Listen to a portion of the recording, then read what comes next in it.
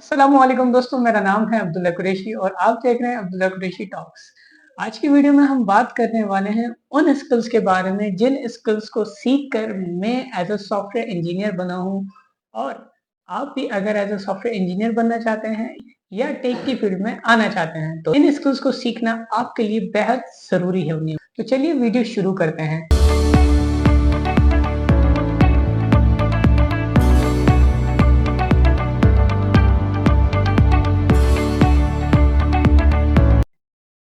सबसे पहले हम बात करते हैं सॉफ्टवेयर इंजीनियर होता क्या है।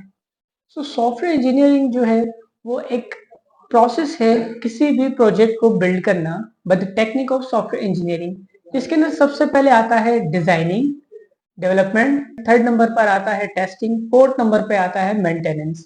इन चार टेक्निक्स को, इन चार प्रोसेस को जब आप कंप्लीट कर लेते हैं किसी भी प्रोजेक्ट में तो वो टेक्निक जो है सॉफ्टवेयर इंजीनियरिंग। अब हम बात कर लेते हैं स्किल्स के बारे में। तो सबसे पहली स्किल्स आपके पास होनी चाहिए प्रोग्रामिंग लैंग्वेज। अब आप किसी भी लैंग्वेज से शुरू कर सकते हैं क्योंकि प्रोग्रामिंग लैंग्वेज मल्टीपल लैंग्वेजेस मौजूद है इस दौर में। लेकिन सबसे जो इजी लैंग्वेज अभी जो चल रही है वो है पाइथन। मैं आपको सजेस्ट करूंगा कि आप स्टार्ट पाइथन से करें, उसके बाद आप जावास्क्रिप्ट भी सीख सकते हैं और मल्टीपल लैंग्वेजेस सीख सकते हैं जो कि पॉपुलर हैं। लेकिन पाइथन मैं आपको इसलिए सजेस्ट कर रहा हूँ कि पाइथन इस दौर में सबसे इजीएस्ट है। और जो एआई आर्टिफिशियल इंटेलिजेंस का बूम आया हुआ है, अगर आप चाहते हैं कि उसमें भी इन्वॉल्व होना चाहते हैं तो आपके लिए पाइथन बेस्ट चॉइस होने वाली है। और अगर आप वेब डेवलपमेंट की तरफ जाना चाहते हैं तो जावास्क्रिप्ट आपके लिए बेस्ट होने वाली है। उम्मीद है प्रोग्रामिंग लैंग्वेजेस के बारे में क्लियर हो गया होगा। अब हम चलेंगे सेकंड स्किल्स की तरफ जो है हमारा वर्जन कंट्रोल यानी कि गिट। अगर इमेजिन करें आपने प्रोग्रामिंग लैंग्वेजेस सीख ली, ठीक है, और अब आप एक प्रोजेक्ट बना रहे हैं।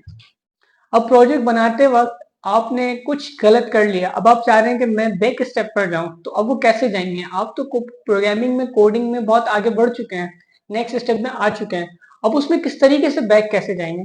तो वहां गिटहब के साथ बहुत ईजी हो जाता है इन केस कि वहां गिटहब पे जब आप अपना कोड अपलोड करेंगे वर्जन कंट्रोल पर, तो वहां पर टाइम टू डेट अपडेट होती है कि अगर कोई भी प्रोग्रामर इस डेट के हिसाब से अपडेट करेगा तो डेट के हिसाब से वो चीज सेव हो जाएगी। आपने अपने कोड में कुछ चेंजिंग की है तो आप इजीली जाइए और उस डेट के हिसाब से अपना कोड दोबारा से स्टार्ट कर सकते हैं और जो आपने न्यू किया है उसको रिमूव भी कर सकते हैं। गिटहब के साथ रहने से आपके लिए गिटहब यूज करते हुए ये आपके लिए बेस्ट अपॉर्चुनिटी हो जाएगी कि आप अपने कोड को अपने हिसाब से एडिट कर सकते हैं। चाहे किसी भी डेट का कोड है आपके जहन में, यार मैंने कब किया था, लेकिन गिटहब आपको ये एक पॉसिबिलिटी देता है कि वो डेट वाइज आपका कोड सेव करेगा और आपकी अपडेट्स को सेव करेगा, तो आप अपनी उस ही डेट के हिसाब से अपना कोड अपडेट कर सकते हैं। थर्ड स्किल के बारे में जो कि है प्रॉब्लम सॉल्विंग। अभी हमने सॉफ्टवेयर इंजीनियरिंग के बारे में, प्रोग्रामिंग के बारे में बात की, फिर कोड अपडेट के बारे में बात की, तो आपको ये लग रहा होगा अभी तक कि क्या सॉफ्टवेयर इंजीनियरिंग सिर्फ कोडिंग ही है? नहीं, तो इंजीनियरिंग जो मेन है वो है प्रॉब्लम सॉल्विंग। आपने ये फील्ड चूज की है तो इट मीन्स कि आप प्रॉब्लम सॉल्वर होंगे, और नहीं है तो कोई बात नहीं, हम इस फील्ड में आने के बाद भी एक अच्छे प्रॉब्लम सॉल्वर बन सकते हैं। वो कैसे? हम डीएसए कर सकते हैं, डेटा स्ट्रक्चर एंड एल्गोरिथम। आप प्रोग्रामिंग लैंग्वेजेस के बाद, गिटहब के बाद जब डीएसए की तरफ आएंगे तो आप डीएसए सीखें। डीएसए सीखने से आपकी प्रॉब्लम सॉल्व होंगी क्योंकि डीएसए के अंदर बहुत से मेथड्स हैं, ट्रीज हैं, सॉर्टिंग है और भी मल्टीपल टॉपिक्स हैं जिनको सीख कर अपनी प्रॉब्लम सॉल्विंग स्किल को बूस्ट कर सकते हैं। और इसके साथ ही साथ मैं आपको एक ट्रिक दूं कि आप लीड कोड के क्वेश्चंस भी सॉल्व कर सकते हैं। लीड कोड जो कि आपको प्रोवाइड करते हैं बेशुमार क्वेश्चंस जिनमें इजी भी होते हैं, मीडियम भी होते हैं और हार्ड भी लेवल के भी होते हैं। और ये जो क्वेश्चंस हैं ये मल्टीपल टॉपिक्स पर मुश्तमिल होते हैं। तो आप जब डीएसए सीख जाए तो अब आप सोचेंगे कि मैं अपनी प्रैक्टिस कहाँ करूं, तो लीड कोड प्लेटफॉर्म आपके लिए बेस्ट होने वाला है। प्रॉब्लम सॉल्विंग के बारे में जानने के बाद अब हम चलेंगे हमारे फोर्थ स्टेप की तरफ, फ्रेमवर्क डेवलपमेंट की तरफ। सो बेसिकली फ्रेमवर्क्स जो हैं वो आपकी प्रोग्रामिंग लाइफ को बहुत ईज़ी कर देते हैं। वो आपकी प्रोग्रामिंग लाइफ को बहुत ईज़ी कर देंगे और आपके लिए हेल्पफुल साबित होंगे। आप वेब डेवलपमेंट की तरफ जाते हैं तो आपको जावास्क्रिप्ट में रिएक्ट.जेएस मिल जाती है। अगर आप पाइथन की तरफ जाते हैं तो आपको फ्लास्क मिल जाती है फ्रंट एंड में। बैकएंड की तरफ जाएँ तो आपको नोड मिल जाती है जावास्क्रिप्ट में। पाइथन की तरफ जाएँ तो आपको जेंगो मिल जाती है। फ्रेमवर्क्स को यूज़ करके अपनी प्रोग्रामिंग लाइफ को बहुत ईज़ी बना सकते हैं, चाहे वो वेब डेवलपमेंट की फील्ड हो, चाहे वो मोबाइल एप्लीकेशन की तरफ हो। सो बेसिकली फ्रेमवर्क जो है वो एक ब्लॉक ऑफ कोड्स होते हैं।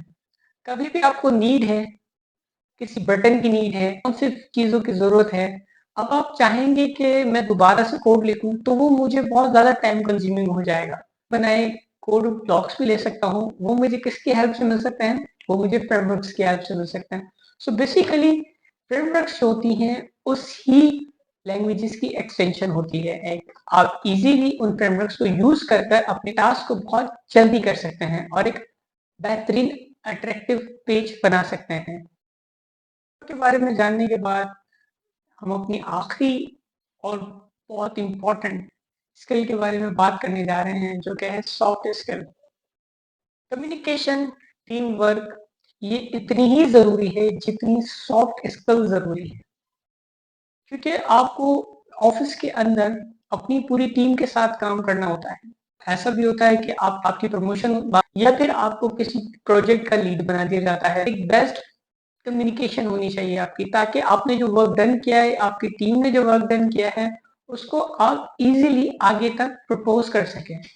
अगर आपकी कम्युनिकेशन अच्छी है, सॉफ्ट स्किल्स में आपकी टीम वर्क अच्छा है, टीम मैनेजमेंट अच्छी है, तो आप एक टीम लीड का भी रोल अच्छा कर सकते हैं।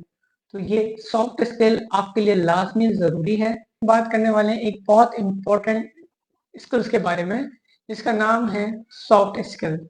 सॉफ्ट स्किल में हम बात करने वाले हैं कम्युनिकेशंस के बारे में। टीम वर्क स्किल्स है हमारी communication, team work and adaptability. So अगर आप एज अ सॉफ्टवेयर इंजीनियर हैं तो कल को आपने एक ऑफिस में भी काम करना है और जॉब करेंगे ऑफिस के अंदर तो यकीनन आपको एक प्रोजेक्ट भी मिलेगा।